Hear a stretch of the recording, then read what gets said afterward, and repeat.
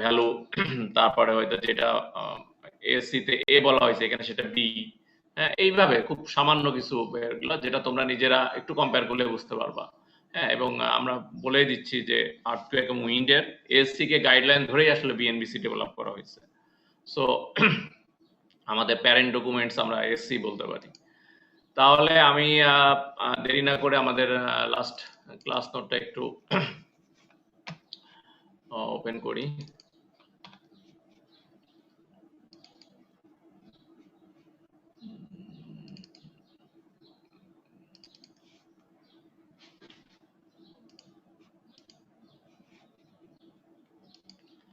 আমি একটু screen share দিচ্ছি। তাহলে ল্যাটারাল লোড রেজিস্টিং সিস্টেমের আমাদের বিভিন্ন জিনিস আমরা আলাপ করছিলাম গত ক্লাসে, তাই না? যে আমরা উইন্ডটা যদি ওয়াটারের সাথে কম্পেয়ার করি তাহলে আমাদের বুঝতে সুবিধা হয়, বিকজ বোথ আর দা কি বলবো একটা লিকুইড একটা gases form, but the behaviour is same, তাই না? যে দুইটা ফ্লো করে এবং এটাকে কোনো একটা পাত্রে কন্টেন্ট করা যায়, বাট নিজস্ব কোনো শেপ নাই। হ্যাঁ, একটা পাত্রে কন্টেন্ট করতে হয় এবং এটার ফ্লোটা স্টেডি স্টেট ফ্লো হতে পারে, বা যদি বাধাগ্রস্ত হয় এখানে ভটেক্স তৈরি হতে পারে। হ্যাঁ, তারপরে গাস্ট ইফেক্ট হতে পারে। সেই জিনিসগুলো আমরা খুব ডিটেল আলাপ করছি। অ্যাট দ্য সেম টাইম আমরা একটা বাউন্ডারি লেয়ারের কথা বলছিলাম, যেটাকে আমরা বলছি অ্যাটমসফেরিক বাউন্ডারি লেয়ার। সেটা একটা নির্দিষ্ট হাইট পর্যন্ত এয়ার ভেলোসিটি অনেকটা ভিসকাস ফ্লোর মতো, যে এটা নিচের থেকে নিচে জিরো, অর্থাৎ গ্রাউন্ডে জিরো, এবং আস্তে আস্তে উইথ হাইট এটা বাড়তে থাকে ট্রায়াঙ্গুলার শেপে, এবং একটা সার্টেন হাইটের পরে যে দেখা যায় যে অলমোস্ট আমরা তখন ভেলোসিটিটাকে কনস্ট্যান্ট ধরতে পারি। সেই গ্রেডিয়েন্ট, সেটাকে সেই হাইটটাকে আমরা গ্রেডিয়েন্ট হাইট বলছি। রাফলি that is 270 metre in open terrain. আর যদি হাইলি বিল্ড আপ এরিয়া হয় সেখানে 500 মিটার আমরা কনসিডার করবো। আদার্স কিছু জিনিস আছে যেগুলো আমরা বলছিলাম, তুমি একটু, বা আমরা কিছু কিছু জিনিস টাচ করেছি যেগুলো আসলে দরকার, আর যেগুলো খুব বেশি ইম্পর্টেন্ট না হয়তো বা ডেফিনেশনে চলে আসছে, সেগুলো তোমরা যখনই আমাদের মেইন টেক্সটে কোনো কথা থাকবে সেটা যদি না বুঝতে পারো, এখানে ডেফিনেশনে চলে আসলে you will get the appropriate meaning.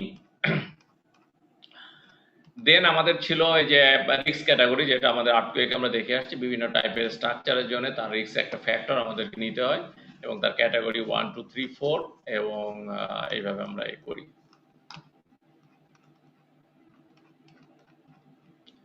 তারপরে আমাদের উইন্ড স্পিড ম্যাপ, তাই না? এটা আমরা বলছিলাম যদি ক্যাটাগরি 1 বিল্ডিং এর জন্য একটু কম, তারপরে ক্যাটাগরি 2 বিল্ডিং, অর্থাৎ ইম্পর্টেন্সটা যত বাড়াচ্ছি আমরা তত ফ্যাক্টরটা বাড়াই নিচ্ছি, অর্থাৎ উইন্ড স্পিডটা আমরা বাড়াই নিচ্ছি। এখানে আমেরিকার যেহেতু এসি আমেরিকান ম্যাপটাকে কনসিডার করা হয়েছে, because that was developed in USA. So আর আমরা যখন বিএনবিসি দেখবো সেটা বাংলাদেশ ম্যাপের উপরে। তারপরে 3 জনে আরো বেশি, তাই না? এভাবে আমরা দেখলাম। 4 এর জন্য হ্যাঁ আর একটু বেশি, 4টা ক্যাটাগরি। তারপর আমরা বিএনবিসি তে দেখলাম, বিএনবিসি তে আবার এরভাবে 1, 2, 3, 4 করা হয় না, একটা ইউনিফর্ম 4টা ক্যাটাগরির জন্যই বাংলাদেশের বিভিন্ন রিজিয়নে একটা উইন্ডের একটা কন্ট্রোল তৈরি করা হয়েছে। কন্ট্রোলের উপরে যে যে এরিয়াগুলো পড়বে সেটা ওই ভ্যালু নিব, আর দুইটা কন্ট্রোলের মাঝখানে যদি আমাদের একটা সাইড পড়ে তাহলে আমরা এটা ইন্টারপোলেট করে নিব, ঠিক আছে? এবং আমরা টেবুলার ভ্যালু আছে বিএনবিসি যারা আছে সামনে দেখবে যে টেবুলার ভ্যালুতে বিভিন্ন জেলা এবং সম্ভবত উপজেলা পর্যায়ে সম্ভবত একদম মানে নিউমেরিক্যাল ভ্যালু দেওয়া আছে, যে কন্ট্রোল থেকে তোমাকে রিড করতে হবে না, that is you can take it from there. তারপরে কেডি আসলে ডিরেকশনাল কোএফিসিয়েন্ট, আমরা বললাম যে উইন্ডটা যে কোনো ডিরেকশনে আসতে পারে। তারপরে আমরা এটা নরমালি 1 ধরলে কোনো সমস্যা নেই, এটা রিকমেন্ডেড ভ্যালু হচ্ছে 1।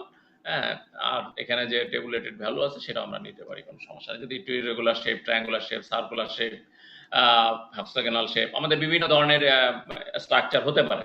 হ্যাঁ, যখন এখন তো জাস্ট ইউ আর লার্নিং, যখন তুমি রিয়েল লাইফে যাবা, রিয়েল লাইফ ডিজাইন করবা, তখন বিভিন্ন টাইপের তোমার বিল্ডিং আসবে, হেক্সাগোনাল আসতে পারে। তুমি কোনো টাওয়ার করছো সেটাই সিলিন্ড্রিক্যাল, তখন তুমি এখান থেকে অ্যাপ্রোপ্রিয়েট ফ্যাক্টরটা নিয়ে নিবা, but you have to know how to take it and what is KD, তাই না? সেই জিনিসগুলো আসলে আমাদের বোঝা দরকার বা জানা দরকার। সেটার জন্যই আমাদের আসলে আমরা ডিটেল করছি। তারপর এক্সপোজার আমরা বললাম যে এক্সপোজারগুলো আসলে how the building is expose to the environment, তাই না? তার টেরেন, অর্থাৎ টেরেন বলতে বোঝাচ্ছি তার আশেপাশের পার্সপেক্টিভটা কেমন। হ্যাঁ, যদি সে একদম তার স্ট্রাকচার এক্সপোজার বি, সি এবং ডি, ঠিক আছে? তো এক্সপোজার এটা আসলে এখন আগে এ ছিল, এটা অফ করে দেওয়া হয়েছে। আর ডিটা বলা হচ্ছে অবস্ট্রাক্টেড এরিয়া, আর এটা হচ্ছে হাইলি মানে আরবানাইজড এরিয়া, সেটাকে বাদ দেওয়া হয়েছে। আমরা বি, সি অথবা ডি, হ্যাঁ, এই তিনটা কনসিডার করে আমাদের বিল্ডিং গুলা ডিজাইন করবো। ডি হচ্ছে একদমই যেটা আর কি স্ট্যান্ড অ্যালোন একটা বিল্ডিং আছে, আশেপাশে আর কিচ্ছু নাই। ধরো খুব একদম ওপেন ফিল্ডের মধ্যে হয়তো একটা সাইক্লোন শেল্টার তৈরি করছো, একটা স্কুল তৈরি হতে পারে, তাই না? আমাদের গ্রাম অঞ্চলে দেখা যায় যে এখন মাল্টি স্টোরি স্কুল হচ্ছে। সেই স্কুলগুলোর আশেপাশে দেখা যায় যে সব একতলা দুইতলা খড়ের বা টিনের বাড়ি, অথবা সেরকম কোনো পাকা বাড়ি নেই। সেক্ষেত্রে ওই স্কুলের উপরে যে উইন্ডফোর্সটা আসবে তার বাধাটা কম, সেক্ষেত্রে ইউ ক্যান চুজ ডি, তাই না? এইভাবে তুমি এক্সপোজার ক্যাটাগরিটা আমাদের নিতে হবে। তারপরে টোপোগ্রাফিক্যাল ফ্যাক্টর আমরা বললাম আমাদের বাংলাদেশে অলমোস্ট ফ্ল্যাটল্যান্ডের জন্য টোপোগ্রাফিক ফ্যাক্টর কেজেডটি, এটা 1 ধরলেই হবে। আর যদি এটা হিলি এরিয়া হয়, আমাদের কিছু আছে সিলেটেড বা বান্দরবনে খাগড়াছড়িতে, সেক্ষেত্রে এই যে স্ক্র্যাপমেন্টের যে এগুলো আছে এখানে ইকুয়েশনগুলো, সেটা তুমি কনসিডার করবা। তো নর্মালি তখন K1 K2 K3 এই ভ্যালুগুলো আমাদের টেবিল থেকে নিয়ে অ্যাপ্রোপ্রিয়েট ভ্যালু দিয়ে আমাদের KZT-টা, অর্থাৎ টোপোগ্রাফিক্যাল ফ্যাক্টর যেটা KZT, এটা বের করে নিয়ে আসতে হবে। এটা আমি আর ডিটেলে গেলাম না, বিকজ KZT-টা আমরা নর্মালি 1 ধরে আমরা কাজ করব। আর ভেলোসিটিকে প্রেসারে, অর্থাৎ উইন্ডের যে ভেলোসিটি আমরা মাইল পার আওয়ার বলি বা কিলোমিটার পার আওয়ার, এটা বিভিন্ন কোডে বিভিন্ন রকম ভাবে, বা মিটার পার সেকেন্ড, সেইটাকে আমাদের ইকুইভ্যালেন্ট ভেলোসিটিতে আমাদের কনভার্ট করতে হবে। সেই কনভার্সনটা আর ফ্যাক্টরটা হচ্ছে KH অথবা KZ। KZ-টা হচ্ছে আমরা যদি 100 ফিট একটা বিল্ডিং হয় হাইটে, আমরা 10 তলা ধরে নিচ্ছি যে পার ফিট পার ফ্লোর হাইট যদি 10 ফিট করে হয়, তাহলে 10 তলা একটা বিল্ডিং হাইট 100। তাহলে আমরা এইভাবে প্রতি 10 ফিটে যদি তুমি নাও, তাহলে তুমি এখানে ইন্টারপোলেট করে নিতে পারো। হ্যাঁ, এখানে দেখো 15তে আছে, তাহলে 0 থেকে 15, অর্থাৎ আমি 10 ফিট পর্যন্ত একই নিব, 15 পর্যন্ত একই নিব। তারপর 20-এ আছে এটা, হ্যাঁ, তারপরে 25-এ আছে, 30-এ আছে, 40, 50, 60, 70, 80, 90, 100, ঠিক আছে? প্রতি 10 ফিটে আমাদের, আমরা তো উইন্ড ফোর্সটা আমরা বললাম যেটা আমাদের এক্সপোজড এক্সটার্নাল ওয়ালের উপরে প্রেসার দিবে, সেই প্রেসারটা আমরা ক্যালকুলেট করব করে that pressure will be induced or applied to the nodal point. Nodal point mean আমাদের বিম কলামের জয়েন্ট গুলোতে আমরা দিব, তাই না? আমরা আমাদের বিল্ডিং এ যে ইন্টারনাল বা এক্সটার্নাল ওয়াল থাকে, সেই ওয়াল গুলোকে কিন্তু আমরা স্ট্রাকচারাল ওয়াল বলি না, বা নন লোড বিয়ারিং ওয়াল। হ্যাঁ, load can be lateral or the gravity load, সেটা যে কোনো হতে পারে। কিন্তু এই লোড স্ট্রাকচার গুলাকে কিন্তু আমরা এই ওয়াল গুলাকে কিন্তু আমরা নন লোড বিয়ারিং ওয়াল হিসেবে ডিজাইন করি। সো এগুলো উইন্ড নিবে, কিন্তু উইন্ড নিয়ে এটা সেই ওয়ালটা যে দুইটা বিম এবং কলামের মধ্যে থাকে, সেই বিম এবং কলামে ট্রান্সফার করে দিবে। So this is the way how to transfer the wind load from receptor, মানে আই মিন যে ওয়াল থেকে সে বিম কলামে দিয়ে দিবে, ঠিক আছে? গ্রাউন্ড এলিভেশন ফ্যাক্টর, এটাও একটা খুব ছোট একটা ফ্যাক্টর, এটাও 1 ধরবো। আমরা যত উপরের দিকে যাই তত এয়ারের ডেন্সিটি কমতে থাকে, তাই না? এয়ারের ডেন্সিটি কমলে এয়ার প্রেসারটা কমে যাবে। আমরা জানি যে প্রেসার ইকুয়াল টু ডেন্সিটি, তোমরা জানো প্রেসার সমান কি গামা ইনটু এইচ, তাই না?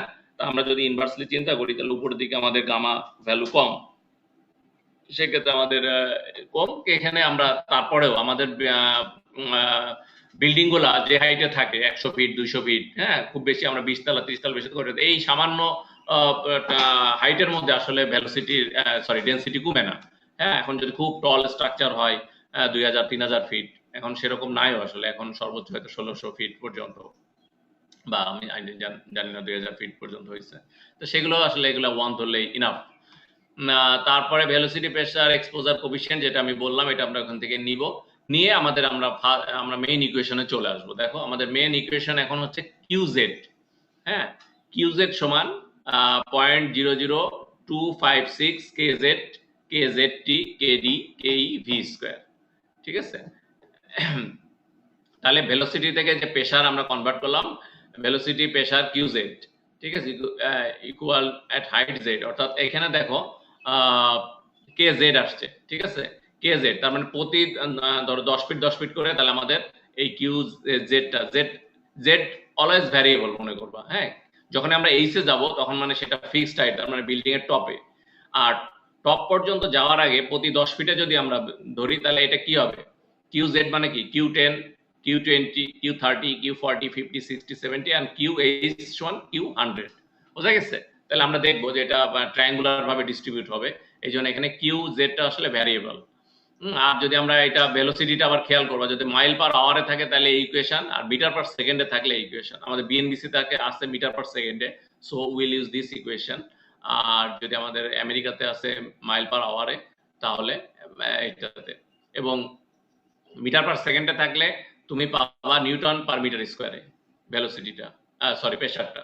আর যদি মাইল পার আওয়ারে থাকে তাহলে এন্ড রেজাল্টটা হবে, অর্থাৎ কিউ জেডটা হবে পিএসএফ, অর্থাৎ pound per square feet, PSF.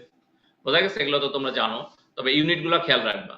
এখানে এমন ভাবে ইউনিটটা কনভার্সন করে, এটা এম্পিরিক্যাল ইকুয়েশন, এখন সরাসরি ওইভাবে কোরিলেশন নাই, হয়তো বা এই কনভার্সন টার্সন করেই এই ফ্যাক্টরটা আসছে। বোঝা গেছে? তাহলে মাইল পার আওয়ার যদি আমরা এই যে ভিটা ভেলোসিটিটা ইনপুট দিই মাইল পার আওয়ারে, তাহলে আমরা কিউ জেডটা পাবো পিএসএফ এ, আর আমরা মিটার পার সেকেন্ডে দিলে আমরা কিউ জেডটা পাবো নিউটন পার মিলিমিটার স্কোয়ারে। তারপরে আমাদের হচ্ছে KZ velocity pressure exposure coefficient, কেজেডটি টোপোগ্রাফিক্যাল ফ্যাক্টর, কেডি, এগুলো আমি সবই বলছি, then you can get it from here. Gust effect factor G. আচ্ছা, আবার আমাদের আরেকটা ফ্যাক্টর আসবে যেটা পরে, আচ্ছা এটা কিন্তু প্রেসার, ঠিক আছে, কিউ জেড। এবার আসো গাস্ট ইফেক্ট ফ্যাক্টর। আচ্ছা, গাস্ট মানে কি, উইন্ডের একটা গাস্ট আছে, কিন্তু উইন্ডের ভেলোসিটি বাড়ছে কমছে, ঠিক আছে, এটার জন্য একটা গাস্টিং একটা ইফেক্ট আছে, সেই gust effect. This factor accounts for the dynamic amplification of load due to wind turbulence of structure interactions. বোঝা গেছে? অর্থাৎ একটা একটা জিনিসে, একটা বিল্ডিং এর যদি ডাইনামিক প্রপার্টিজ আছে, কিন্তু তুমি লোডটা যদি খুব স্টেডি ভাবে অ্যাপ্লাই করো, তাহলে কিন্তু ডাইনামিক প্রপার্টিজ ডেভেলপ করবে না। হ্যাঁ, আমি যদি সাডেন আবার লোড উইথড্র করি, ডাইনামিক প্রপার্টিজ শো করবে, তাই না? আমি যদি বলি মাটিতে একটা রড পোতা আছে, রডটাকে তুমি আঙুল দিয়ে আস্তে করে পুশ করলে, আবার আস্তে, তোমার অ্যাপ্লিকেশন অফ লোডের টেন্ডেন্সিটা যদি খুব স্লো হয়, এটাকে আমরা বলি rate of loading. Rate of লোডিংটা যদি ইম্পালস না হয়ে খুব স্টেডি হয় এবং খুব স্লো হয়, যেটাকে আমরা বলি স্ট্যাটিক লোড, সেই লোডটা যদি আমি আস্তে করে রডের মাথায় আঙুল দিয়ে ঠেলা দিলাম, সেটা অনেক লোড হতে পারে। হ্যাঁ, তোমার গায়ের সর্বশক্তি দিয়ে তুমি ঠেলা দিলা, আবার আঙুলটা হঠাৎ করে না সরায় আবার লোডটা তুমি জিরো করে নিয়ে আসলা, তাহলে কি হবে? রডটা কি কাঁপবে? কাঁপবে না, তাই না? কিন্তু রডের মধ্যে ডাইনামিক প্রপার্টিজ আছে কিন্তু। এবার দেখো, আমি রডটাকে জাস্ট হাত দিয়ে টেনে ধরে ছেড়ে দিলাম, একই ফোর্স দিলাম, ছেড়ে দিলাম, তাহলে কি হবে? এখন দেখো রডটা কিন্তু কাঁপতে থাকবে, তাই না? ডানে বামে সে যাবে, তার মানে যে ডানে বামে যাওয়ার যে সে, তার মানে তার মধ্যে একটা এক্সিলারেশন তৈরি হয়ে গেছে। আমি যখন স্টেডি দিলাম, হ্যাঁ, তার কিন্তু ভেলোসিটি এবং এক্সিলারেশন ইজ অলমোস্ট জিরো, শুধু আমি এখানে ডিসপ্লেসমেন্টে অ্যাপ্লাই করছি, কিন্তু that displacement doesn't create with time. আমরা যদি ভেলোসিটি পেতে যাই তাহলে কি ডিএস বাই ডিটি, তাই না? আমি যদি একটা বললাম যে আমি খুব লম্বা সময়ের জন্য লোডটা, স্ট্যাটিক লোডটা খুব আস্তে করে অ্যাপ্লাই করছি, তখন ডিটিটা এত বড়, এখানে ভেলোসিটিটা অলমোস্ট জিরো। আর ভেলোসিটি যদি চেঞ্জ না হয় তাহলে এক্সিলারেশন হবে না। কিন্তু যখনই আমাদের ডাইনামিক প্রপার্টিজ গেইন করতে হবে বা ডাইনামিক প্রপার্টিজ ইনডিউসড হবে, হ্যাঁ, তখন কিন্তু আমাদের অবশ্যই তার মধ্যে এক্সিলারেশন থাকতে হবে। এই যে আমি রডের উদাহরণ দিলাম, যে একটা লম্বা রড মাটিতে পোতা আছে, হ্যাঁ, তাহলে আমাদের যে ডাইনামিক প্রপার্টিজ, এটা কিন্তু structural geometric properties as well as loading properties, দুইটাই কিন্তু কম্বিনেশনে ডাইনামিক প্রপার্টিজটা ইনডিউসড হয়, তাই না? রডে যদি আমি আস্তে করে লোড দিই, হ্যাঁ, লোডটা আস্তে করে ছেড়ে দিই, সে কিন্তু ডাইনামিক প্রপার্টিজ ইনডিউসড হবে না। কিন্তু আমি যদি হঠাৎ করে রডটাকে ধরে ছেড়ে দিই, এখন সে কাঁপতে থাকবে। বোঝা গেছে? কারণটা এইটা হচ্ছে আমাদের স্ট্রাকচারাল ডাইনামিক্স বা dynamic nature of the structure. তো সেইখান থেকে বাতাসটাও তাই করে, বুঝছো? দেখবা যে একটা ওই রডটা বা একটা বাঁশ এরকম পোতা আছে, বা একটা বাঁশের সাথে পতাকা পোতা আছে, দেখবা যে জোরে বাতাস হলে বাঁশটা কাঁপতেছে, তার মানে কি বাতাসটা কিন্তু বাড়ে কমে। হ্যাঁ, এইটাকে আমরা বলতেছি গাস্ট ইফেক্ট ফ্যাক্টর। এই গাস্ট ইফেক্টের কারণে সেই স্ট্রাকচারের মধ্যে একটা ডাইনামিক প্রপার্টি সে ক্রিয়েট করে, সেটাকে আমাদের কনসিডার করতে হবে জি দিয়ে। তাহলে জিটা আমরা তাহলে এখন আমাদের স্ট্রাকচার যদি রিজিড হয়, হ্যাঁ, রিজিড মানে কি, আমাদের যদি স্ট্রাকচারের ফ্রিকোয়েন্সি একের থেকে বেশি হয় সেটাকে আমরা ধরবো রিজিড স্ট্রাকচার, আর একের থেকে কম হলে আমরা সেইটা ধরবো ফ্লেক্সিবল। ঠিক আছে, দ্যাট মিনস আমাদের যদি টাইম পিরিয়ড 1 সেকেন্ডের বেশি হয় সেটাকে আমরা ধরবো ফ্লেক্সিবল স্ট্রাকচার, আর যদি 1 সেকেন্ডের কম হয় সেটাকে আমরা ধরবো রিজিড স্ট্রাকচার। তাহলে রিজিড স্ট্রাকচার হইলে আমরা জির ভ্যালুটা কোড বলে দেয় 0.85 তুমি ধরতে পারো। Also it can be calculated by this equation. ঠিক আছে, এইভাবে তুমি নিতে পারো। তুমি একটু করে দেখবা যে 0.85 ধরলে এবং এই তুমি যদি এক্স্যাক্টলি জির ভ্যালুটা এইভাবে নিয়ে আসো তাতে খুব বেশি ডিফারেন্স আসে না। ঠিক আছে, এটা আমাদের পরীক্ষাতে আমরা যখন প্রবলেম করব, যদি তুমি টাইমের উপরে নাম্বারের উপরে যখন দেখবা যে টাইম কম আছে বা নাম্বারটা কম দেওয়া আছে, তুমি জাস্ট জির ভ্যালু 0.85 ধরবে, এত রিগোরাসলি ক্যালকুলেশন করার দরকার নাই। এবং এটা করলেও দেখা যাবে যে এখানে তুমি 0.85 ধরছো, এইভাবে ক্যালকুলেট করলে হয়তো আসবে 0.84 বা 0.87। হ্যাঁ, দ্যাট ইজ অ্যাকসেপ্টেবল অ্যাকচুয়ালি। তাহলে আমি যদি ইকুয়েশনে যাই, তো ইকুয়েশনে দেখো এখানে প্রত্যেক জিনিসটা, প্রত্যেকটা আইটেম ব্যাখ্যা করা আছে। আইটা কি, আইজেড, কিউ, জিভি, হ্যাঁ, এগুলো সব এখানে বলে দেওয়া আছে। তোমরা একটু নিজেরা এখান থেকে দেখে নিবা, আমি আর তো ডিটেলে যাচ্ছি না, পড়লেই বুঝতে পারবা। ঠিক আছে, এখানে প্রত্যেকটা প্যারামিটার্স বলে দেওয়া আছে। আর যদি স্ট্রাকচার ফ্লেক্সিবল হয়, এই যে দেখো, a building is considered flexible if it demonstrates a significant dynamic response. When a building have a height exceeding 4 times at least horizontal dimensions, or when the natural frequency is less than 1 Hz. আমি যেটা বললাম আর কি। ঠিক আছে, তার মানে এখানে দুইটা প্যারামিটার, আমি একটা বলছি আর একটা বলি নাই।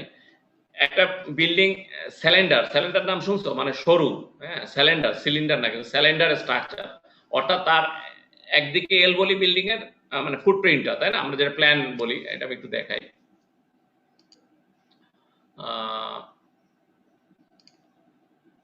সরি, এই, তাই না, দেখো আমি যদি এরকম আঁকাই তাহলে কি হবে, এইদিকে যদি আমি ডাব্লু বলি, এদিকে এল বলি, তাহলে এল is more than, if L is more than 4 Times the W, এবং এই স্ট্রাকচারটা যদি উপর দিকে উঠে যায়, তাহলে কি এটা অবশ্যই বোঝা যাচ্ছে যে যেদিকে আই কম, তাই না, অর্থাৎ ডাব্লুর দিকে এটা অবশ্যই সে একটা ডাইনামিক ভাবে সে ফ্ল্যাকচুয়েট করবে, তাই না, বা আদার্স ডিরেকশনে কিন্তু সম্ভব না।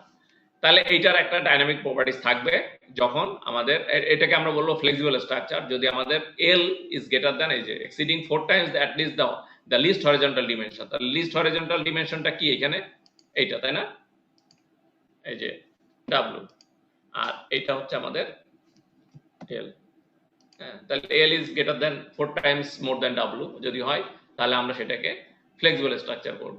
আবার সেম স্ট্রাকচার, সেম হাইট, হ্যাঁ, আমার ফুটপ্রিন্টও সেম, ফুটপ্রিন্ট বলতে আমি এরিয়া বোঝাচ্ছি, আমি কিন্তু এইভাবেও বিল্ডিংটা বানাইতে পারি।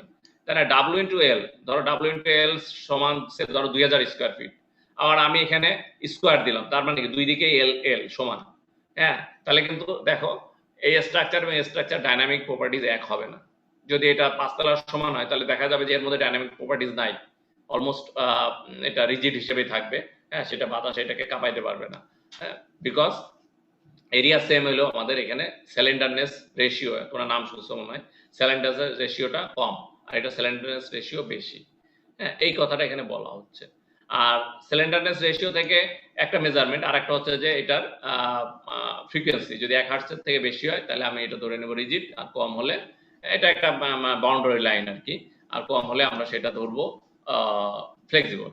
তা ইনভার্স অফ ফ্রিকোয়েন্সি সমান কি, টাইম পিরিয়ড, তাই না, 1/t সমান হচ্ছে ফ্রিকোয়েন্সি এফ, বা 1/f সমান টি, তাহলে টি তখন 1 সেকেন্ড হবে অথবা 1 সেকেন্ডের বেশি হবে। বেশি হলে আমাদের হয়ে যাবে ফ্লেক্সিবল, আর কম হলে ইট উইল বি রিজিড। আর যদি আমাদের ফ্লেক্সিবল হয়, দেখো এখানে আমি একটা মুছে দিই এবং করি, কেটে দিই।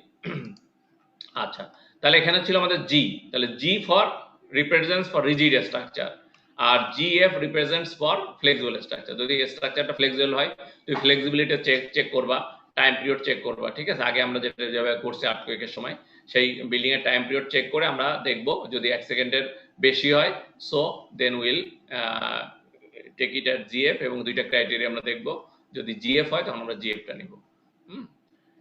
নিয়ে আমরা জি অথবা জিএফ এর ভ্যালুটা আমরা এখানে বসাবো। if combined gas tipping factor and pressure coefficient GCPA and GCPA and GPF are given from table, the gas tipping factor shall not be determined separately. আচ্ছা, এখানে কিছু টেবুলেটেড ভ্যালু আছে, সেইটা থেকে আমরা নিতে পারি, তবে সেটা আমাদের দরকার নাই। টেবিল 4টা কোনটা বলছে, আমরা একটু টেবিল 4-এ যাই। হ্যাঁ, এই যে এখানে যে ইকুয়েশনটা আছে, ইকুয়েশন বিভিন্ন প্যারামিটারস গুলো এখানে আছে, ঠিক আছে, এখান থেকে নিতে হবে। তা আমরা যেহেতু নর্মালি আমরা যে প্রবলেমটা করব, আমরা জি এর ভ্যালুটা 0.85 নেব, আমাদের এত ডিটেইল ইকুয়েশনে যাওয়ার দরকার নাই। তারপরে তোমরা ফর ইওর ওন ইন্টারেস্ট তোমরা জি এর ভ্যালুটা নিজেরা ক্যালকুলেট করবে এই টেবিল থেকে নিয়ে। হ্যাঁ, বা আমাদের হয়তো প্রবলেম আমরা করছি, আমার ঠিক খেয়াল নেই। আচ্ছা, ইন্টারনাল প্রেসার কোএফিসিয়েন্ট। বিল্ডিং এর যদি ওপেনিং থাকে, বড় বড় উইন্ডো থাকে, অনেক সময় বাতাসের সবসময় যে উইন্ডো বন্ধ থাকবে তা তো না, উইন্ডো খোলাও থাকতে পারে। তাহলে উইন্ডো যদি খোলা থাকে তাহলে হবে কি, আমাদের ইন্টারনাল একটা প্রেসার ডেভেলপ করে, ঠিক আছে, অনেক সময় নেগেটিভ প্রেসার ডেভেলপ করতে পারে, ঠিক আছে। ঘরের ভিতরে দেখা যাবে বাইরে থেকে যদি ঝড় বয়ে যায়, তখন ঘরের ভিতরে বাতাসের ভিতরে একটা নেগেটিভ প্রেসার অর্থাৎ সাকশন ডেভেলপ করে, সেই সাকশনটা আমাদেরকে কনসিডার করতে হয়। তখন আমরা সিপিআই নিব, হ্যাঁ, জির সাথে সিপিআই মাল্টিপ্লাই করব, সেই জিসিপি এর ভ্যালুটা আমরা এই টেবিল থেকে পাবো। এটা গেল একটা জিনিস। আচ্ছা, এইখানে জাস্ট উইন্ড লোডের কিভাবে আমরা অ্যানালাইজ করি তার একটা প্রসিডিউর। এখানে আমরা নরমালি আমরা যেটা দেব, wind load on the main wind force resisting system, MWFRS, মানে main wind force resisting system made by may be determined by directional procedure, envelope procedure, directional procedure for building appurtenance and other structure, wind tunnel procedure. আমরা এক নম্বরটা এত consider করব, ঠিক আছে। তাহলে আমাদের এই কি হচ্ছে, কথাবার্তা কেন? হ্যাঁ, মিউট করো। কে কথা বলে? কে মিউট করে দিলাম তোমারে? সবাই একসাথে মিউট করে দেব। আচ্ছা, ডিরেকশনাল প্রসিডিউর, তাহলে আমাদের স্টেপগুলো দেখো, এই যে আমরা যেগুলো ডিসকাশন করে আসলাম এই জিনিসগুলো এখানে স্টেপ বাই স্টেপ বলে দেওয়া আছে। আচ্ছা, আমরা করলাম কি, আমরা স্টেপগুলো মিলাই দেখি তাহলে ভালো হবে। ডিটারমিন রিস্ক ফ্যাক্টর বিল্ডিং, একদম প্রথমে, ঠিক আছে, রিস্ক ফ্যাক্টর নিলাম যে আমার বিল্ডিংটা কি ধরনের টাইপের বিল্ডিং, সেটা রিস্ক ফ্যাক্টর কত এবং রিস্ক কোএফিসিয়েন্টটা নিলাম। তারপরে আমরা ম্যাপ থেকে পাবো কি, বেসিক উইন্ড স্পিড ভি, তাই না, depending on the risk category. Risk ক্যাটাগরির উপরে বেস করে যদি আমেরিকান সয়েলে আমাদের বিল্ডিংটা হয়, তাতে আমেরিকাতে হয়, তাহলে আমাদের 4টা আমরা পাবো, আর যদি বাংলাদেশ হয় তাহলে আমরা একটাই পাবো। যে কোনো টাইপের বিল্ডিং এর জন্য আমরা একটা ভ্যালুই পাবো সেটা। তারপর উইন্ড ডিরেকশনালিটি ফ্যাক্টর কেডি আমরা নির্ণয় করব, এক্সপোজার দেখব, এক্সপোজারের পরে ডিপেন্ড করে আমরা জি এবং জিএফটা আমাদের কেজেড এবং কেই এটা আমরা 1 ধরবো, এটা কোনো সময় এটা মেজর কোনো ফ্যাক্টর না এই দুইটা। তারপর আমরা জি নির্ণয় করব। তবে internal coefficient, internal pressure coefficient, অনেক সময় বিল্ডিং এর ভিতরের যদি প্রেসার আমাদের ক্যালকুলেট করতে হয় তাহলে জি সিপিআই আমরা বের করব। তারপরে determine velocity pressure coefficient KZ and KH, ঠিক আছে, কেজেড এন্ড কেএইচ আমরা এখান থেকে বের করব। Determine velocity pressure QZ and QH, তারপর কেজেড এবং কেএইচ বের করলে আমরা কিউজেড এবং QH, determine external pressure coefficient CP, calculate pressure P. তাহলে কিউজেড এর সাথে সিপি মাল্টিপ্লাই করলে উইল গেট পি। এই যে দেখো, for enclosed and partially enclosed rigid and flexible building, the design wind pressure for main wind force resisting system of all heights shall be determined by the following equation. তাহলে P সমান দেখো কিউটা আমরা পেলাম velocity to pressure conversion coefficient Q G CP, ঠিক আছে, minus QI জি CPI, ঠিক আছে। তাহলে এইটা, তাহলে এই যে মাইনাসটা মানে আমাদের একদিকে প্রেসার আর একদিকে সাকশন, ঠিক আছে। তাহলে সাকশনটা আমাদের যদি নেগেটিভ ধরি তাহলে আসলে দুইটা পজিটিভ হয়ে আমাদের রেজাল্টেন্ট ফোর্সটা আমাদেরকে বেড়ে যাবে। তাহলে এখানে আমরা বললাম যে কিউ সমান কিউ জেড হতে পারে, কিউ সমান কিউ এইচ হতে পারে। যদি আমরা টপ ফ্লোরে নিই, আমরা লিওয়ার্ডে, অর্থাৎ আমরা বললাম যে বিল্ডিং এর প্রেসারটা সবসময় ভ্যারি করবে উইন্ডওয়ার্ড সাইডে লিনিয়ারলি আমরা বিল্ডিং এর, আমরা যদি এই বিল্ডিংটাকে এইভাবে দেখি, হ্যাঁ এটা সরি, আচ্ছা যাই হোক, এটা হচ্ছে বিল্ডিং এর বেস, ঠিক আছে। তাহলে আমাদের যে দিক থেকে উইন্ড আসে, তাই তো, যে দিক থেকে আমাদের উইন্ড ফোর্সটা আসবে, এটাকে আমরা বলবো উইন্ডওয়ার্ড ডিরেকশন, আর তার অপোজিট ডিরেকশনকে আমরা বলবো লিওয়ার্ড, আর বিল্ডিং এর আদার্স দুইটা অর্থোগোনাল ডিরেকশনকে আমরা বলবো ক্রস উইন্ড ডিরেকশন। তাহলে ক্রস উইন্ড ডিরেকশন এবং লিওয়ার্ড ডিরেকশনে উইন্ড হবে ইউনিফর্ম, আর শুধু উইন্ডওয়ার্ড ডিরেকশনে it will be linearly varied. তাহলে এখানে হবে, আমরা একটু কালারটা চেঞ্জ করে নিই, লিনিয়ারলি ভ্যারিড, ঠিক আছে। তার মানে দেখো আমাদের উইন্ড প্রেসারটা এরকম হবে, বোঝা গেছে?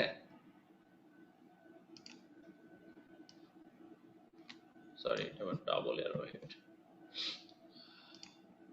তাহলে এখানে হবে এইরকম, খেয়াল করো, ব্যাপারগুলো খুব সিম্পল। আর এই পাশে হবে ইউনিফর্ম, যেহেতু বলছি এরকম, তাই না? তাহলে উইন্ড এদিকে যাচ্ছে, যে আসলে কি উইন্ডটা তো বিল্ডিংটাকে বাইপাস করে এভাবে সরে যাচ্ছে, তাই না? বিল্ডিং এর ভিতর দিয়ে তো যেতে পারছে না। আমরা যদি বলছি এনক্লোজ স্ট্রাকচার, অর্থাৎ তুমি দরজা জানলা সব আটকানো, তাহলে কি হবে? বিল্ডিং এর উইন্ডটাকে হিট করবে, হিট করে কি হবে? বিল্ডিং উইন্ডটা তো এখানে দাঁড়ায় থাকবে না, সেই উইন্ডটা আবার পিছন থেকে আবার উইন্ড আসতেছে, তাহলে এই সাইড দিয়ে চলে যাবে। আর উইন্ড তো খুব স্পিডে আসতেছে, তাই না? এটা ঝড়, এটা তো নর্মাল উইন্ড না। হ্যাঁ, ধরো সাইক্লোন হচ্ছে 130 কিলোমিটার/আওয়ারে, তাহলে কি সেই উইন্ডটা পাশ দিয়ে সরে যাবে। যখনই উইন্ডটা বিল্ডিং এর পাশ দিয়ে সরে যাবে, তাহলে পাশে এবং পিছনে সে একটা সাকশন অ্যাপ্লাই করবে, বুঝছো? নেগেটিভ প্রেসার ডেভেলপ করবে। তাহলে সাকশনটা কি হবে বলো, কোন দিকে হবে? এরকম হবে, সরি, সাকশনটা হবে এইদিকে, তাই না? এবং সাকশনটা তো অবশ্যই ইউনিফর্ম হবে, বিকজ টোটাল বিল্ডিং এর উপরে সে সাকশন অ্যাপ্লাই করতেছে। এই তাহলে দেখো এবার ঠিক আছে, ইকুয়েশনে মিলে। তাহলে প্রেসারটাকে আমরা পজিটিভ যদি ধরি, তাহলে সাকশনটাকে আমরা ধরতেছি নেগেটিভ। তাহলে সাকশন এবং প্রেসার একই দিকে কাজ করে, তাহলে নেগেটিভে নেগেটিভ, এটা আবার পজিটিভ হয়ে রেজাল্ট্যান্ট ফোর্সটা আসলে বাড়বে। বুঝা গেছে? এইভাবে আমাদের বিল্ডিং এ কাজ হয়। দেখো নিচে পিকচার আছে, আমি জাস্ট এটা ড্র করলাম, নিচে আমাদের একই জিনিস আবার ড্র করা আছে। হ্যাঁ, আমি একটু ক্লাস নিচ্ছি। হ্যাঁ, আচ্ছা, কি কাজে আসছিলা? আধা ঘন্টা পরে আসো। আচ্ছা, তাহলে আমাদের দেখো এখানে সব প্যারামিটারসই তুমি জানো, শুধু সিপিটা একটু আমরা করবো। হ্যাঁ, সিপিটা এক্সটার্নাল হলে সিপি, আর ইন্টারনাল হলে সিপিআই, এই দুইটা, আর বাকি সবগুলো আমি এক্সপ্লেন করছি। তাহলে একটু দেখো, ইন্টারনাল প্রেসার কোএফিসিয়েন্ট জিসিপিআই আমরা সরাসরি এটা টেবিল থেকে নেব, আর external pressure coefficient CP external pressure coefficient. দেখো সিপিটা হচ্ছে, তাহলে এটা হচ্ছে, আমরা যদি প্ল্যান ভিউ দেখি, তাহলে এটা হচ্ছে এক্সটার্নাল প্রেসার, ঠিক আছে? এটা বিল্ডিং এর উপর প্রেসার ক্রিয়েট করে। আর আদার তিনটা ডিরেকশনে কিন্তু সাকশন, অর্থাৎ force is going away from the structure, away from the wall বলতে পারো, বা স্ট্রাকচার বলতে পারো। আর উইন্ডওয়ার্ডে force is applied on the structure, এবং আদার তিনটা ডিরেকশনে ফোর্স বা wind force is going away from the structure, going away হলে সাকশন, ঠিক আছে?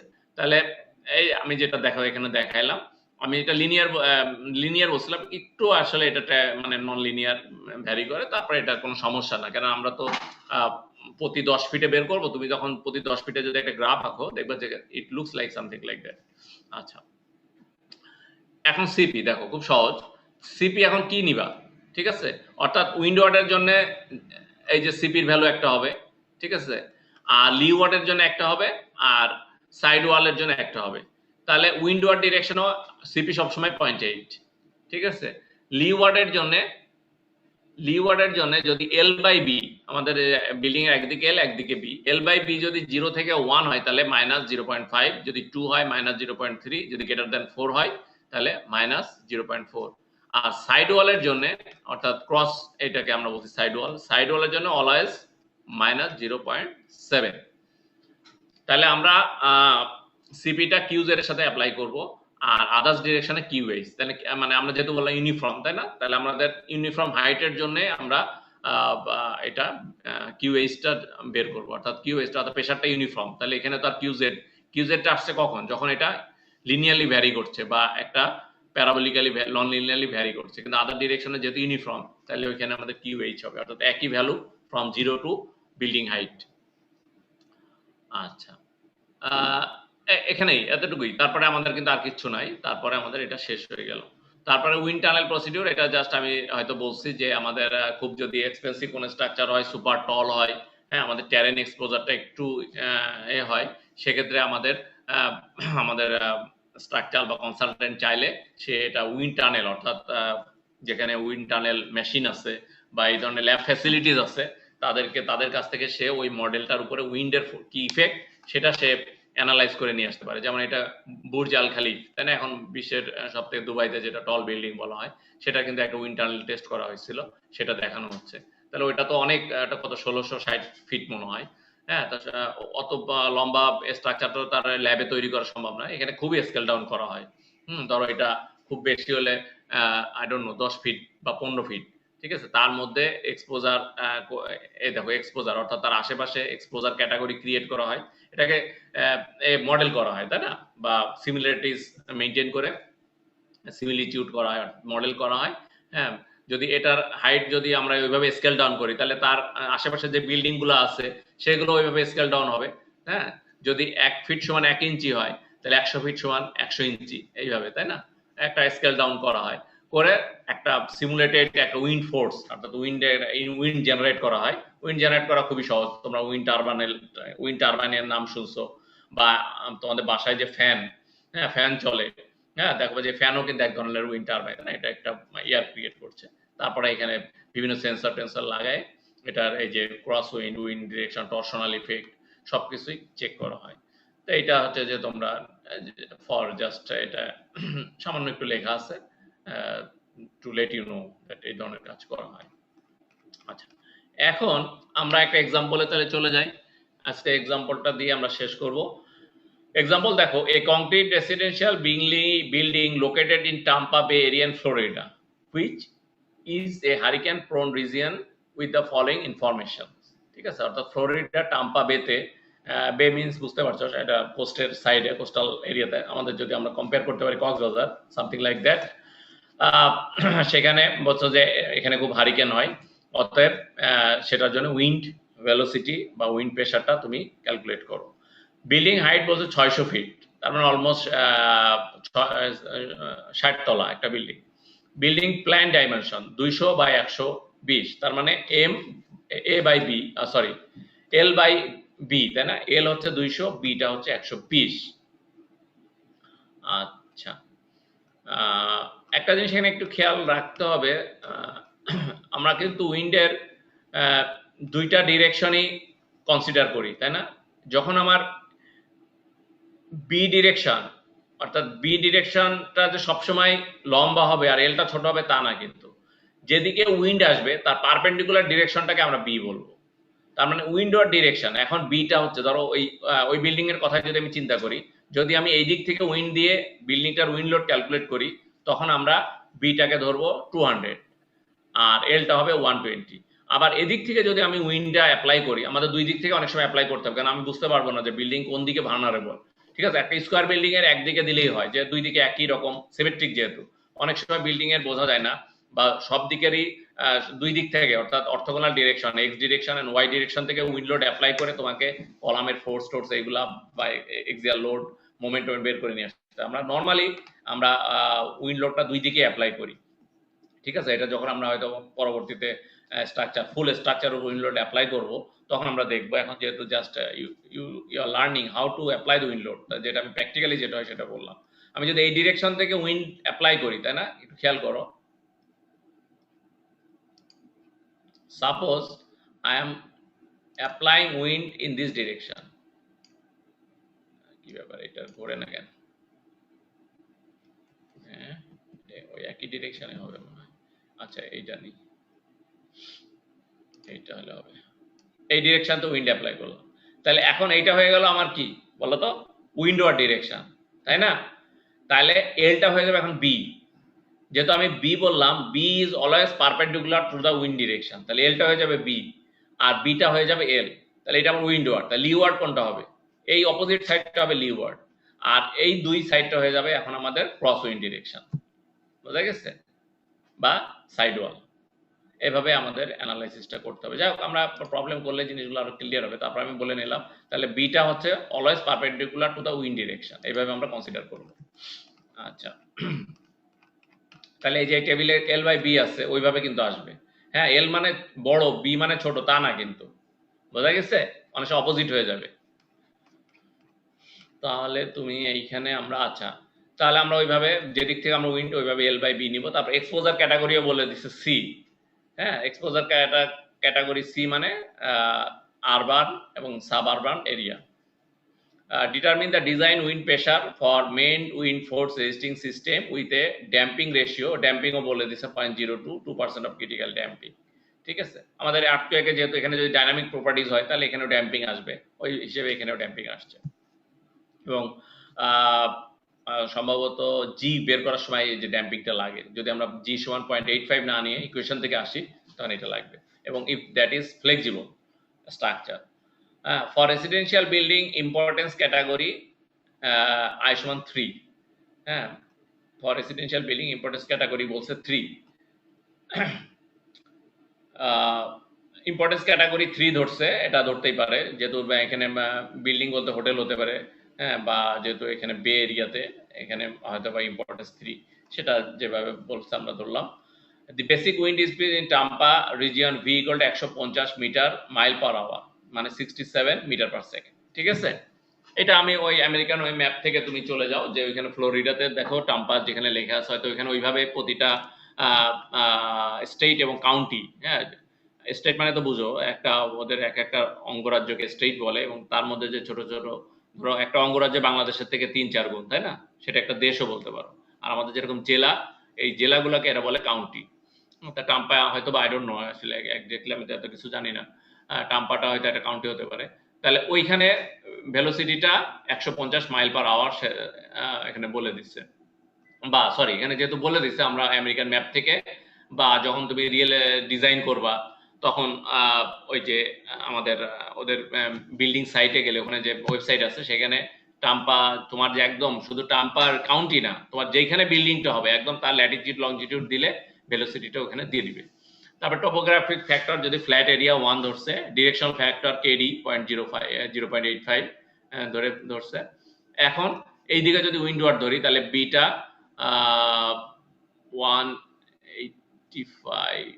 185 ধরলো কেন, দাঁড়াও এখানে কোনো সমস্যা হয়েছে, 200 120। আচ্ছা, এখানে একটু ভুল আছে, এখানে আসলে 185 × 125 হবে, এই যে এই জায়গাটা। হ্যাঁ, এখানে একটু মানে আর একটা প্রবলেমের সাথে মিক্স আপ হয়ে গেছে, আমি দেখবো এটা। নর্মালি আমি মনে হয় পরের ভার্সনটা এটা কারেকশন করছি, ঠিক আছে। আচ্ছা দেখি এখানে এই এখানে মানে ভ্যালু বসাইতে ভুল হয়েছে, আইদার এইটা রাইট এটা রং, অথবা এইটা রাইট এখানে রং, এখানে 185 × 125 হবে। যাই হোক সেটা। আর দেখো এখানে হাইটেও মনে হয় একটু ঝামেলা আছে, এখানে হাইট 600 ছিল, এখানে আছে 450। আমার ওইখানে এখানে 450 হবে। যাই হোক, আমরা যেটা ফিগার আছে এটাকে আমরা কারেক্ট ধরে আগাই, দেখি কি আছে। Damping ratio B equal to 0.02। আচ্ছা আমি একটু দেখে নিই এটার অরিজিনাল ভার্সনটা, একটু আমার কারেক্টেড ভার্সনটা একটু বের করে নিচ্ছি। হ্যাঁ,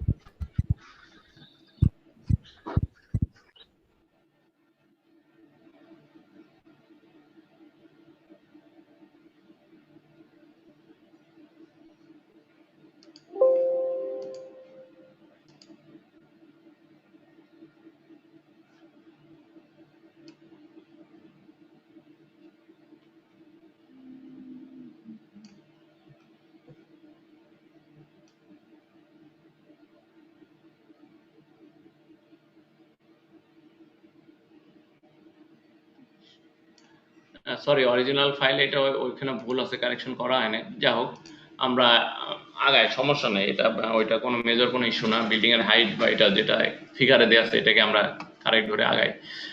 আচ্ছা, ড্যাম্পিং রেশিও বিটা বলছে 0.02। the appropriate building period in the weak direction, short direction is calculated by equation 38 in chapter 3 getting the value ct and x। আচ্ছা, আমাদের এই যে আর্থকুয়েক চ্যাপ্টার 3 বলতে আসলে আর্থকুয়েকের যে একটা চ্যাপ্টার ছিল, সেইখানে আমাদের টিএ অর্থাৎ অ্যাপ্রক্সিমেট টাইম পিরিয়ড এটা ছিল, তাই না? City H N to the power x, এটা বলছে যে ওইখান থেকে এই ভ্যালুগুলো নিয়ে আমাদের অ্যাপ্রক্সিমেট টাইম পিরিয়ডটা আমরা ক্যালকুলেট করলাম। সিটি 0.16 এক্স ইকুয়াল এত, তাহলে আমাদের বিল্ডিং এর টাইম পিরিয়ড 5 সেকেন্ড। তাহলে দেখো বিল্ডিং এর টাইম পিরিয়ড 1 সেকেন্ডের বেশি, তাহলে এটা একটা ফ্লেক্সিবল বিল্ডিং। তাহলে আমাদের জিএফ অর্থাৎ ফ্লেক্সিবল এবং ফ্রিকোয়েন্সি দেখো 1 এর কম, ঠিক আছে? তাহলে আমাদের বিল্ডিংটা আসলে বাতাসে একদম ডাইনামিক প্রপার্টিজ শো করবে, তাহলে আমাদের ওইটা কনসিডার করতে হবে। As discussed earlier, the height of the building is more than 4 times the least dimension of the building। তাহলে লিস্ট ডিভিশন 120 ইন্টু 4, তাহলে 480, হ্যাঁ, ইজ গ্রেটার দেন 600। হ্যাঁ, তাহলে এখানে আসলে এটা 600 হিসেবেই ধরছে এটা, তাহলে এখানে 600। তাহলে and since the building has an appropriate natural frequency less than 1, it is considered a cylinder structure and flexible in nature। ঠিক আছে, তাহলে এটা ফ্লেক্সিবল স্ট্রাকচার। আচ্ছা, এখানে কিন্তু 4 টাইমস ইনটু হাইট, আসলে আমি এখানে একটু ভুল বলছিলাম, 4 time into height, not the compare with the other dimension. ঠিক আছে, তো লিস্ট ডিমেনশনের 4 টাইমস যদি হাইট হয় তাহলে আমাদের এটা সিলিন্ডার স্ট্রাকচার হবে। আচ্ছা, আমি একটু ইন্টারপ্রিটেশন ভুল করছিলাম। তাহলে gust effect factor in this case will be GF as given by equation 6। ঠিক আছে, তাহলে আমাদের ভি জেড বার বের করলো, বি বার জেড বার এইটা, তারপরে এখানে ভি বারটা আমরা টেবিল থেকে পেয়ে গেলাম, তাহলে ভি জেড বার আমরা বের করলাম। এখানে জাস্ট অল আর ক্যালকুলেশনস, এখানে একটা নাম্বার এইচ আর বি এগুলো সব কিন্তু জাস্ট কোএফিসিয়েন্ট। ঠিক আছে, এগুলো ব্যাখ্যা করার কিছু নাই। তারপরে এইখানে আমাদের সি চলে আসবে, এপসাইলন বার 1/5, এগুলো সব কিছু করে আমরা ফাইনালি যেটা পাবো, এই যে জিএফটা পাবো 1.129। গ্রাউন্ড এলিভেশন ফ্যাক্টর আমরা কেই এটা 1 নিব, নিলে আমরা যেটা পাবো এই যে কে জেডটা আমরা এখন পাবো হচ্ছে যে velocity pressure exposure coefficient K Z can be determine from table or the equation. আচ্ছা, কে জেড এর একটা টেবিল আছে ওইখানে, সেখান থেকে আমরা নিতে পারি অথবা ইকুয়েশন থেকেও নিতে পারি। হ্যাঁ, আমরা যদি ইকুয়েশন থেকে নিই তাহলে আবার টেবিল থেকে যে আলফা এবং জেড জির ভ্যালুটা নিতে হবে। তারপরে আমরা কে এইচ এর ভ্যালুটা আমরা পাইলাম, অর্থাৎ বিল্ডিং এর টোটাল হাইট যদি 600 ফিট, তাহলে আমরা কে এইচ পাবো 1.85। সেখান থেকে আমরা কিউ জেড পাবো এটা, আর কিউ এইচটা আমরা পাবো যেহেতু কিলো মাইল পার আওয়ারে বসাইছি, তাহলে এই ইকুয়েশনটা আমাদের ইউজ করতে হবে। আর কিউ এইচটা হচ্ছে এটা, আর ফাইনাল প্রেসারটা আমরা পাবো এই ইকুয়েশন দিয়ে। ঠিক আছে, অর্থাৎ external pressure minus internal pressure. আচ্ছা, তাহলে এইটা যেহেতু আমাদের ইকুয়েশন, এখন তুমি যদি এই ভ্যালুগুলো দেখো এখানে কিভাবে করছে, আমরা একটু আসি। বিল্ডিং এর হাইট মানে একদম বটম থেকে যে 0, তাহলে এখান থেকে আমরা ওই টেবিল থেকে কে জেড নিলাম। ঠিক আছে, জি আর জিএফ, দেখো জিএফ আমরা বের করছি, এখানে মেন ক্যালকুলেশনটা আসলে জিএফ। আর যদি আমাদের রিজিড স্ট্রাকচার হয় তাহলে জির ভ্যালু 0.85 নিলেই হয়ে যাবে। এখানে ফ্লেক্সিবল বলে এত ক্যালকুলেশন আসছে, নাহলে আসলে ক্যালকুলেশনই নাই অলমোস্ট। তাহলে এখানে 0.125। তারপরে সিপি উইন্ড ওয়ার্ডের জন্য ওই যে টেবিল থেকে 0.8, সিপি লি ওয়ার্ডের জন্য -0.5, আর ক্রস উইন্ডের জন্য 0.7। তাহলে আমি কিউ জেড পাবো, এই যে Q Z velocity to pressure conversion. তারপরে আমি পাবো কিউ এইচ, তাই না? আদার্স তিনটা ডিরেকশন আমি কিউ এইচ, তাহলে আমি পি জেড পাবো উইন্ড ওয়ার্ডে, আর আদার্স লিওয়ার্ড ডিরেকশনে আমি পাবো পি জেড। ঠিক আছে, তাহলে টোটালটা হবে কি এইটা, সরি পি জেড, সরি এইটা প্লাস এইটা, তাহলে এটা হচ্ছে টোটাল প্রেসার, যেটা আমি দেখাইলাম যে প্লাস পি জেড মাইনাস 58, তাহলে টোটাল যোগ করলে 102। তাহলে এটাই হচ্ছে আমাদের দেখো উপরের দিকে আমরা যত যাচ্ছি তত আমাদের প্রেশার বাড়ছে, তাই না? নিচে দেখো 0-তে 102, 15 ফিটে 102, তারপরে 600 ফিটে যে 152। তাহলে ইট ইজ, এখানে ফিগারটা করা হয় নাই, যদি আমরা ফিগারটা ড্র করি তাহলে ওই জায়গায় যেটা দেখাইলাম লিনিয়ারলি ভ্যারি করবে।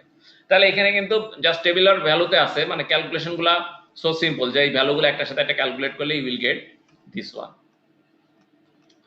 ঠিক আছে, তাহলে এখন এখানে আমাদের বললাম যেটা, যে আমাদের শুধু যদি বিল্ডিংটা ফ্লেক্সিবল হয় সেক্ষেত্রে জিএফ ক্যালকুলেশন করার সময় একটু আমাদের বেশি অনেক বেশি ইকুয়েশন এখানে আসছে। বিল্ডিং এর টাইম পিরিয়ড গুলো কনসিডার করে, টাইম পিরিয়ডটা কনসিডার করতে হবে, because you have to decide যে building is flexible or rigid. ঠিক আছে, টাইম পিরিয়ড 1 সেকেন্ডের কম হয়ে গেলে তুমি রিজিড, তখন আমি জি নিয়ে নেবো 0.85, তখন আমাদের ইট উইল বি ভেরি সিম্পল। এখানে জাস্ট 0.85টা আমরা এখানে বসাই দিয়ে, আর আদার্স তো জাস্ট এই দুইটা ইকুয়েশন থেকে আসবে। আমাদের ইকুয়েশন আসলে দুইটা, এটা কিউ জেড আর পি।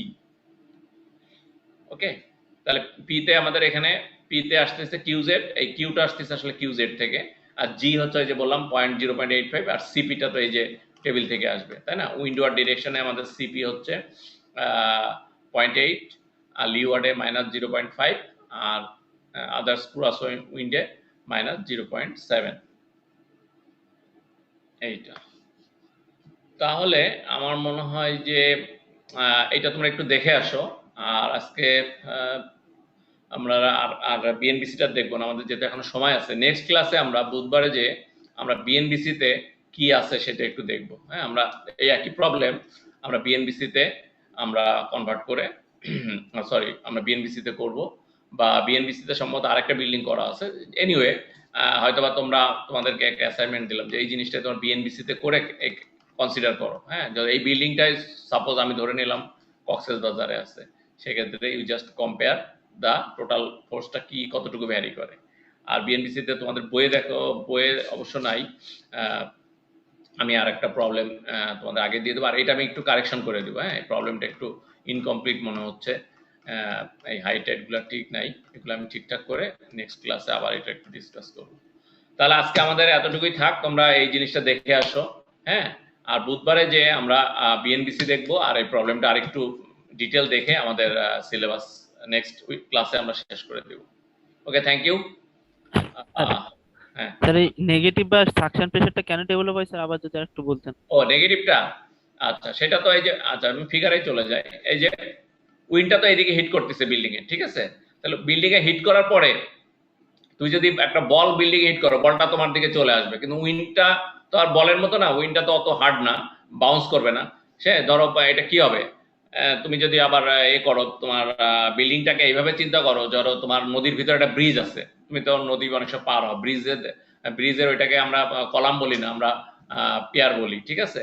তাহলে পিয়ারটার চারিদিক দিয়ে কি হচ্ছে, পানি দুই দিক দিয়ে এরকম সরে যাচ্ছে, ঠিক আছে? যখন পানিটা পিয়ারে হিট করতেছে তখন যেতে না পেরে দুই দিক দিয়ে পানিটা তো ফ্লো করবেই, পানি তো দাঁড়ায় থাকবে না, কারণ পিছন থেকে পানি আসছে, এটা তো একটা কন্টিনিউয়াস প্রসেস, তাই না? তাহলে ওর একটা ভেলোসিটি আছে, তখন দুই দিক দিয়ে সরে যাবে। তাহলে পানিটা যখন পেয়ারে হিট করলো তখন ওখানে একটা প্রেশার দিচ্ছে, আবার দুই দিক দিয়ে যখন সরে যাচ্ছে, তুমি নদীর ভিতরে কোনো ব্রিজ থাকলে বা ছোট ছোট খালের মধ্যে এরকম যদি ফ্লো বেশি থাকে, ব্রিজ থাকলে দেখো ব্রিজের ওই যে পিয়ারের অপোজিট সাইডে খেয়াল করো, দেখো ওইখানে পানিটা ঘুরতে থাকে। ওখানে পানিটা ঘোরার অর্থই হচ্ছে ওখানে একটা নেগেটিভ প্রেশার ক্রিয়েট করে, অর্থাৎ একটা ভর্টেক্স ক্রিয়েট করে। সেই ভর্টেক্সের কারণে এই অপোজিট সাইডে, অর্থাৎ এদিকে যদি উইন্ড বিল্ডিং এ হিট করে, তাহলে উইন্ডটা কি হবে, বাইপাস করে একটা হচ্ছে যে উপরের দিকে চলে যাবে আর সাইড দিয়ে চলে যাবে। তাহলে সাইডে এবং পিছন দিকে একটা নেগেটিভ প্রেশার ডেভেলপ করবে, যেটাকে আমরা বলছি সাকশন। আমি যদি এলিভেশনে দেখি তাহলে একই ব্যাপার, এখানে হিট করছে উইন্ড, তাহলে উইন্ডটা হিট করে, যেহেতু আমাদের উইন্ড যেদিকে জায়গা পাবে ওইদিকে সরে যাবে, তা বিল্ডিং এর সাইডে সরে যাবে এবং বিল্ডিং এর উপর দিকে চলে যাবে। হ্যাঁ, উপরের দিকে গেলে আমাদের রুফে এরকম সাকশন তৈরি করে। হয়তো তোমরা শুনে থাকবা নর্মালি আরসিসি রুফ হয়তো উড়ে চলে যায় না, কিন্তু দেখা যায় এই টিনের বাড়ি টাড়ি উঠতে থাকে না ঘূর্ণিঝড়ের সময়, হ্যাঁ টিনের চালা উড়াই নিয়ে চলে গেছে। হ্যাঁ, বা এক সময় শুনছিলাম যে টিউবওয়েল উড়াই নিয়ে চলে গেছে। তাহলে এই যে টিউবওয়েলের উপরের দিকে কে টান দিল, ওই সাকশনে। এই যে গাছগুলাকে টান দিয়ে উপড়ায় কিভাবে ফেলে, এই সাকশনের কারণে অনেক সময় গাছ উপড়ায়, বেশ করে এটা ওই যে সাইক্লোন ঘূর্ণিঝড়ে এটা বেশি হয়। হ্যাঁ, ঘুরতে ঘুরতে এটা উপরের দিকে তো উইন্ডটা চলে যায়, এত পরিমাণ সাকশন হয় যার কারণে এই যে রুফের চাল, হ্যাঁ মানে টিন অনেক সময় যে আরসিসি আমরা ছোটবেলায় শুনছিলাম যে কোন একটা বিল্ডিং এর আরসিসি রুফও, হ্যাঁ, হয়তো রুফের সাথে এখন তো বিম কলামের জয়েন্ট থাকে, ঠিক আছে। আগে গ্রাম দেশে বা লো কস্ট স্ট্রাকচার গুলো দেখবা, হ্যাঁ, ইটের বাড়ির উপরে একটা শুধু আরসিসি একটা স্ল্যাব দিয়ে দিছে, তাহলে আরসিসি স্ল্যাবটা তো ইটের সাথে ওইভাবে ধরে রাখে না, তাই না? এটা জাস্ট একটা মোটরের সাথে ধরে থাকে, হ্যাঁ। তাহলে ওই স্ল্যাবটা যদি ভালো সাকশন দেওয়া যায় অবশ্যই এটা উঠাই নিয়ে চলে যাবে। তো এরকম একটা উঠাই নিয়ে চলেও গেছিল, সেরকম পেপারে আসছিল অনেক আগের কথা, হ্যাঁ, আমার মনে আছে, হ্যাঁ, সম্ভবত এরকম ছিল। কিন্তু এখনকার আরসিসি স্ল্যাব গুলো তো ধরো একদম বিমের সাথে এবং কলামের সাথে কানেক্টেড থাকে, হ্যাঁ। এখন বিম কলাম ছিঁড়ে নিয়ে যাওয়াটা হিউজ প্রেশারের দরকার, সেটা নর্মালি হয় না। কিন্তু আমাদের টিনের বাড়িগুলো হয় কি, এটা টিনটা কি হয় পেরেক দিয়ে দিয়ে এরকম রাফটারের সাথে বা যে এটা কি বলে রূপ যে ফ্রেম থাকে, তাই না, গ্যাবল ফ্রেম আমরা গতদিন বললাম, ওই গ্যাবল ফ্রেমের সাথে ফ্রেমগুলো কি হয় বাঁশের হয়, খুব বেশি হলে কাঠের হয়। আর টিনগুলো হয় কাঠের সাথে বা বাঁশের সাথে কি হয় স্ক্রু দিয়ে পেরেক দিয়ে আটকানো থাকে, ঠিক আছে, নেইল দিয়ে করা থাকে। তো ওই নেইলের শেয়ার ফোর্স তার খুব বেশি না, ওই টিনের পরে এত পরিমাণ প্রেশারটা ওই এটা সহ স্ক্রু ছিঁড়ে নিয়ে চলে যায়। যদি টিন মোটা না হয় তাহলে স্ক্রু থেকে যাবে আর টিন ছিঁড়ে চলে যাবে, আর টিন যদি মোটা হয় স্ক্রু উঠায় নিয়ে চলে যাবে। আবার যদি টিন এবং স্ক্রু খুব জব্দ হয় তাহলে কি হবে ফ্রেম সহ খুলে নিয়ে চলে যাবে, হ্যাঁ। আবার ফ্রেম গুলা কি হয় আবার নিচে যে মোটা বিম থাকে, কাঠের বিম থাকে, সে বিমের সাথে বোল্ট টোল্ট দিয়ে আটকানো থাকে, সেগুলো ছিঁড়ে ভেঙে চুড়ে নিয়ে চলে যায়। It depends on the suction power, তাই না? অর্থাৎ উইন্ডের ভেলোসিটি যত বেশি হবে, সাইক্লোন বা ঘূর্ণিঝড় যত বেশি হবে, তত আমাদের এই সাকশন এবং প্রেশার গুলা বেশি হবে। আর যেদিক থেকে প্রেশার আসে ওইদিকে দেখবা যে বেড়া টেড়া গুলো সব ভেঙে চুরে চলে যায়, আর সাকশনের গুলো এ উড়াই নিয়ে চলে যায়। এই যে ঝড়ে যে ভেঙে ফেলতেছে বিল্ডিং, 3টা জিনিস হতে পারে, ওভার টার্নিং করতে পারে, তাই না, উপড়ায় উল্টায় ফেলে দেওয়া, যেটা গাছগুলা কিছু উল্টায় ফেলে দেয়। আবার কিছু গাছ দেখবা যে এরকম মোচড়ায় মনে হচ্ছে যে উপরের দিকে টান দিয়ে তুলে নিয়ে ফেলছে, সেটা হচ্ছে সাকশনের কারণে। বোঝা গেছে? এই কয়েকটা ফেনোমেনা হয়। সো তোমরা এই জিনিসটা একটু ভালো করে পড়ো, এই এক্সাম্পলটা দেখে আসো, যদি কোনো জায়গায় না বুঝো আমরা নেক্সট ক্লাসে ডিসকাস করবো। এট দ্য সেম টাইম আমরা বিএনবিসি তে আরেকটা প্রবলেম করবো। Thank you. আজকে আমরা এখানে শেষ করলাম।